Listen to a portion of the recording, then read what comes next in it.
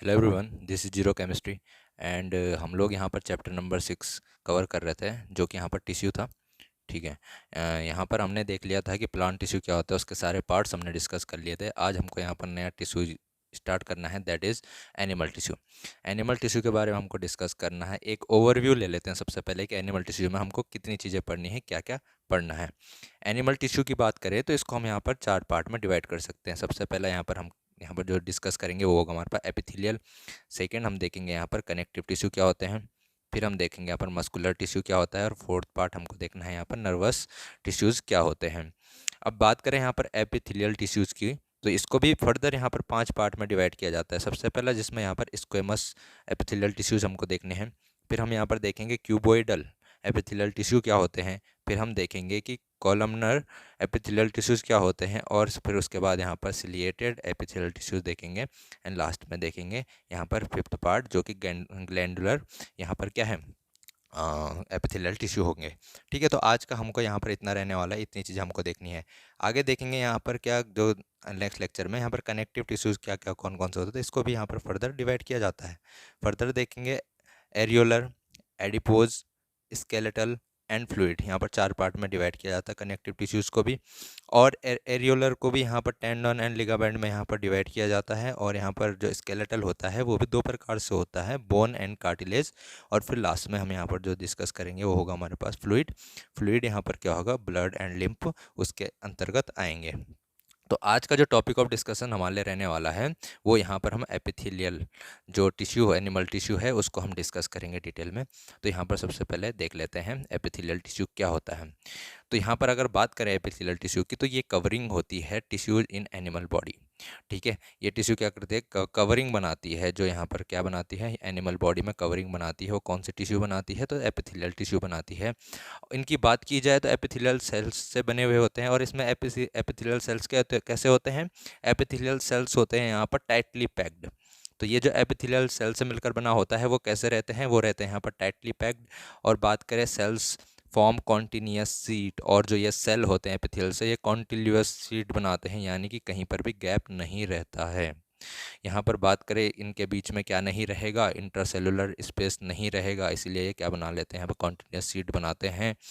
और all epithelial tissues are separated by other through basement membrane.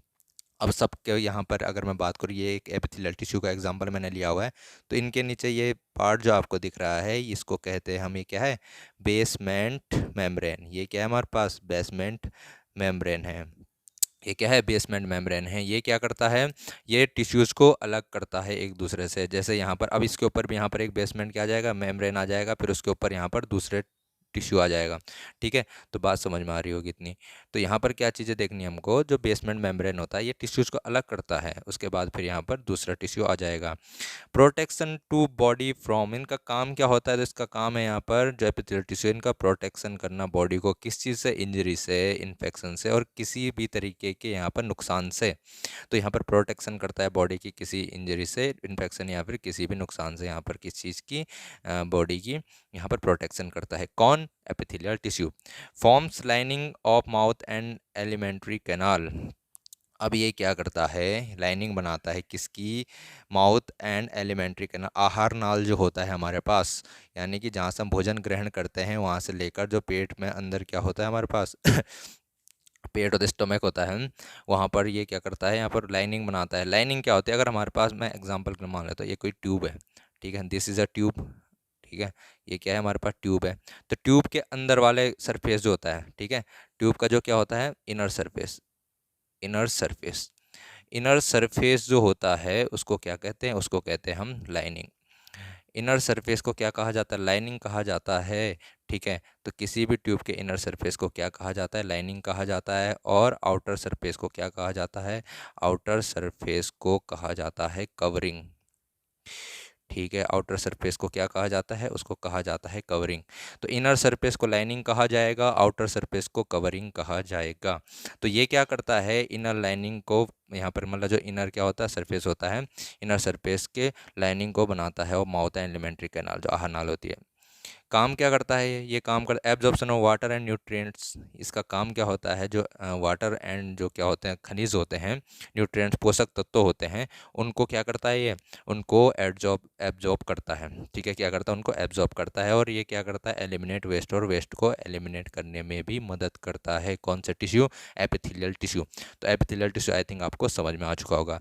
Next आगे बढ़ते हैं। यहाँ पर एपिथेलियल टिश्यू कैसे कितने प्रकार के होते हैं। यहाँ पर एपिथेलियल टिश्यू में हमने देखना है, यहाँ पर सबसे पहला टिश्यू आ जाता है इसमें स्क्वेमस एपिथेलियल टिश्यू। सबसे पहला कौन सा देखना है हमें, स्क्वेमस एपिथेलियल टिश्यू।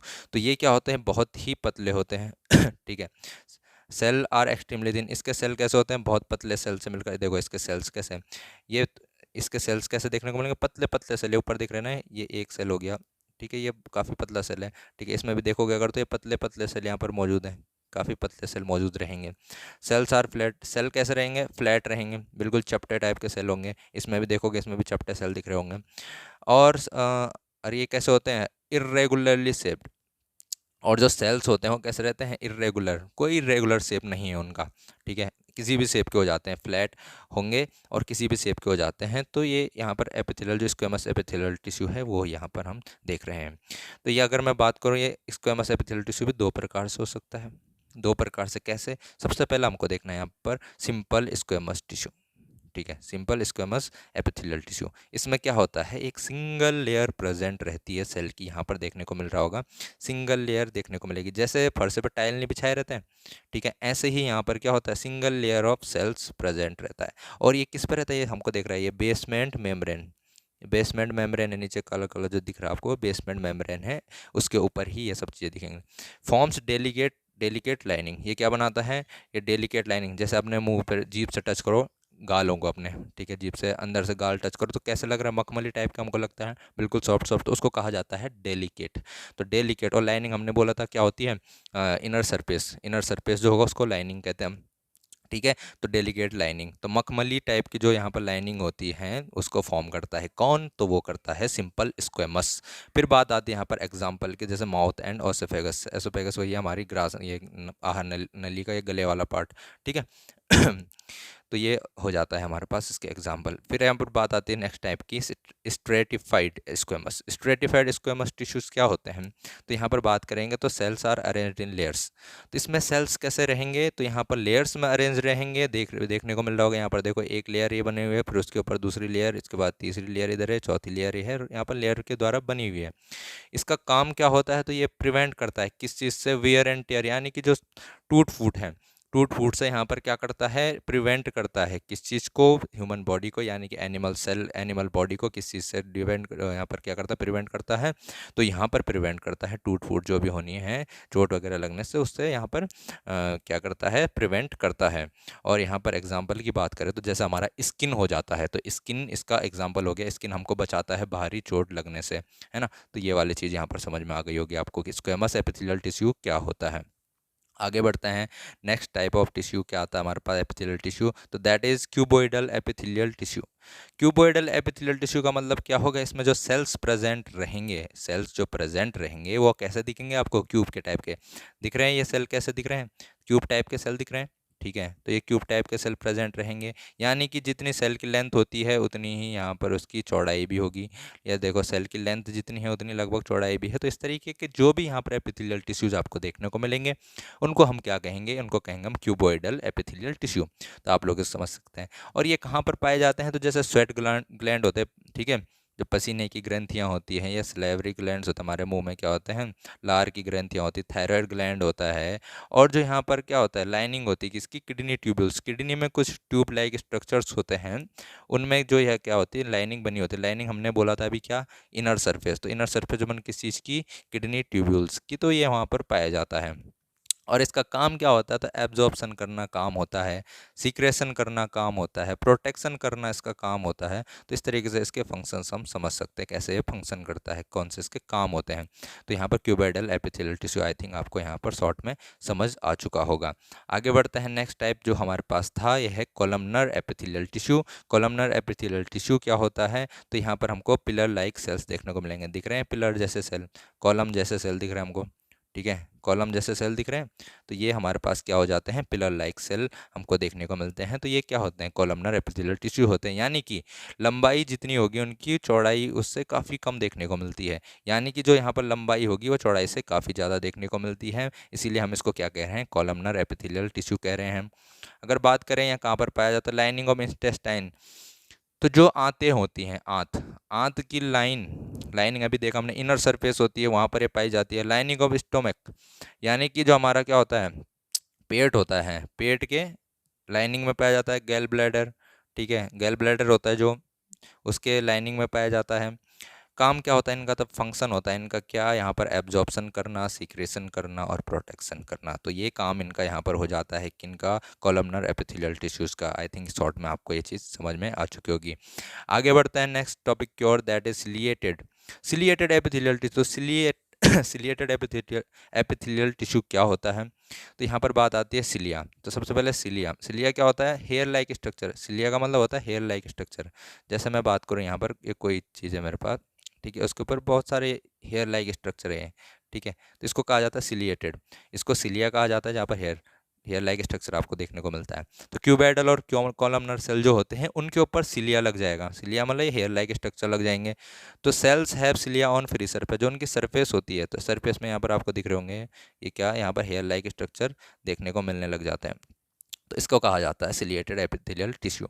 यहाँ पर देखो, cilia hair like projection, hair like structure, ये चीज़ें होती हैं, ये क्या करती हैं, जैसे इनके ऊपर कोई चीज़ आएगी यहाँ पर, ठीक है, ये क्या करेंगे, उसको आगे बढ़ाएंगे, तो यहाँ पर मूव करेंगे, ठीक है, मूव करेंगे तो यहाँ पर से ये हिलते रहते हैं, तो इस ये ऐसे ऐसे करके ये आगे बढ़ते रहेंगे, ठीक है, जो इनके ऊपर यहाँ पर कोई भी यहाँ मटेरियल रहेगा उसको आगे बढ़ाते रहेंगे, किसकी मदद से, सिलिया की मदद से। तो ये क्या करता है, यहाँ पर मूवमेंट करता है सब्सटेंसेस का, कोई भी यहाँ पर पदार्थ रहेगा। जैसे यहाँ पर रेस्पिरेटरी ट्रैक्ट है हमारे पास, रेस्पिरेटरी ट्रैक्ट है हमारे पास, यानी कि जो श्वसन नली होती है वहाँ पर, वो फेफड़ों तक वहाँ पर पदार्थ पहुँचाने के लिए चीज़ें, ये कौन यूज करे, यहाँ पर सिलिया का यूज होता है, तो ये उनको पदार्थों को वहाँ तक पहुँचाती है। जैसे यहाँ पर यूरिनरी ट्यूब्यूल्स ऑफ किडनी, तो किडनी के जो ट्यूब्यूल्स होते हैं उनमें भी ये देखने को मिलता है हमें, ठीक है, किडनी के जो ट्यूब्यूल्स होते हैं वहाँ पर भी ये सिलिया देखने को मिलता है, वहाँ पर जो सब्सटेंस जाता है उसको ये आगे बढ़ाने का काम करता है। जैसे फेलोपियन ट्यूब हो गया, फेलोपियन ट्यूब क्या होता है, तो फेलोपियन ट्यूब में क्या होता है, जैसे ये फीमेल्स में पाया जाता है, ठीक है, फीमेल्स में पाया जाता है, और यहाँ पर एक्स को फ्लो करता है, एक्स को यहाँ पर आगे पहुँचाने का, मूवमेंट कराने का काम करता है कौन, यहाँ पर सिलिया, सिलिएटेड एपिथेलियल टिश्यू जो यहाँ पर कहाँ प्रेजेंट रहते हैं, फेलोपियन ट्यूब में प्रेजेंट रहते हैं, वो एक्स का मूवमेंट कराते हैं। जैसे यूरिनरी ट्यूब्यूल्स ऑफ किडनी में भी ये प्रेजेंट रहते हैं, वहाँ पर क्या काम कराते हैं, यूरिन को आगे बढ़ाने पहुँचाने का काम करते हैं, मूवमेंट कराने का काम करते हैं। रेस्पिरेटरी ट्रैक्ट, वहाँ पर म्यूकस होता है, म्यूकस का मूवमेंट कराने का काम करते हैं कौन, सिलिएटेड एपिथेलियल टिश्यू। तो आई थिंक ये चीज़ें आपको समझ में आ रही होगी। इसके बाद आगे बढ़ते हैं, नेक्स्ट यहाँ पर हमने देखा था जो ग्लैंडुलर एपिथेलियल टिश्यू होता है, फिफ्थ टाइप यहाँ पर, तो क्या होता है ये, तो कभी कभी क्या होता है, जो एपिथेलियल टिश्यू रहते हैं, एपिथेलियल टिश्यू रहते हैं, ये आपको दिख रहे होंगे, ये सेल थे एपिथेलियल सेल, तो ये क्या करते हैं, मुड़ जाते हैं, तो ये यहाँ पर मुड़ जाएंगे और टिश्यू का फॉर्मेशन करेंगे, ठीक है, टिश्यू का फॉर्मेशन करेंगे मुड़ के, तो ये एक टिश्यू का फॉर्मेशन कर दिया उन्होंने यहाँ पर। तो ये क्या करते हैं, ये टिश्यू इस तरीके से फोल्ड करके, और ये टिश्यू जो बने हैं ये इसको ये क्या बना देते हैं, ये बना देते हैं ग्लैंड। ये टिश्यू फोल्ड होकर, ये जो क्या थे सेल थे, ये फोल्ड होकर क्या बना लेते हैं, एक ग्लैंड बना लेते हैं, और जो एक ग्लैंड बना लेते हैं उस, फिर जो एक ग्लैंड बन जाता है इसको हम क्या कह देते हैं, इसको कह देते हैं हम ग्लैंडुलर एपिथेलियम, ठीक है, इसको क्या कह देते हैं हम, ग्लैंडुलर एपिथेलियल टिश्यू या फिर ग्लैंडुलर यहाँ पर एपिथेलियम कह देते हैं इसको। तो ये हमारा पार्ट हो चुका है पहला, इसमें क्या चीज़ हमने डिस्कस कर लिया, हमने यहाँ पर कंप्लीटली डिस्कस कर लिया है एपिथेलियल टिश्यू क्या होते हैं, उसके टाइप्स कौन कौन से होते हैं, और यहाँ पर क्या क्या यूज़ उनके होते हैं, कहाँ कहाँ पर ये पाए जाते हैं, ये सब चीज़ें हमने आज के लेक्चर में यहाँ पर डिस्कस कर लिया है। आई थिंक आपको ये लेक्चर अच्छा लगा होगा, समझ में आया होगा। तब तक के लिए पढ़ते रहिए, मिलते हैं फिर नेक्स्ट लेक्चर में, उसमें हम यहाँ पर नेक्स्ट टॉपिक डिस्कस करेंगे, जो कि यहाँ पर क्या होगा, एनिमल टिश्यू का नेक्स्ट टाइप यहाँ पर होगा। तब तक के लिए पढ़ते रहिए, मिलते हैं फिर नेक्स्ट लेक्चर में।